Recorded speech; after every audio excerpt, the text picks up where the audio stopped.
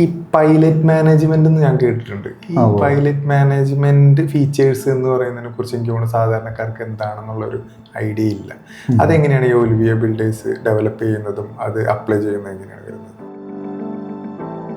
Okay, Olivia ഡെവലപ്പേഴ്സിൻ്റെ ഒരു special സർവീസാണ് pilot management എന്ന് പറയുന്നത്. അപ്പോൾ ഇത് ക്ലയൻറ്റിൻ്റെ ഭാഗത്ത് നമ്മൾ ഒരു കൺസൾട്ടൻ്റായി നിന്നിട്ട് ക്ലയൻറ്റിന് വേണ്ടി എല്ലാ കാര്യങ്ങളും ചെയ്യിപ്പിച്ച് കൊടുക്കണം. ഫുള്ള് ട്രാൻസ്പെറൻ്റ് ആയിരിക്കും. അതിലിപ്പോൾ ഡിസൈൻ ചെയ്യുന്ന ആർക്കിടെക്ട്സിന് എത്രയാണ് നമ്മൾ ഡിസൈൻ കോസ്റ്റ് കൊടുത്തിട്ടുണ്ട്, അതുമാതിരി സബ് കോൺട്രാക്ടേഴ്സ് ആയിരിക്കും നമ്മുടെ മേൽനോട്ടിലെല്ലാം ചെയ്യിപ്പിക്കുകയായിരിക്കും ചെയ്യും.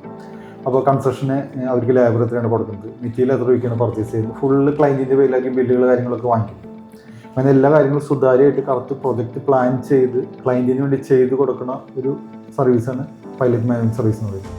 ഇതിൽ നമ്മൾ പറഞ്ഞ പോലെ തന്നെ ഒലിവിയയുടെ ഒരു സ്പെഷ്യൽ സർവീസാണ് ക്ലയൻറ്റിന് മാക്സിമം സമയം ലാഭിക്കുക, പൈസ ലാഭിക്കുക. ക്ലയൻറ്റിന് വേറെ ടെൻഷൻസ് ഒന്നും, പേയ്മെൻറ്റ് കാര്യങ്ങൾ മാത്രം ക്ലയൻറ്റ് നോക്കിയാൽ മതി. ബാക്കി എക്സിക്യൂഷൻ പാർട്ട് മൊത്തം നമ്മളായിരിക്കും ഡീൽ ചെയ്യുക.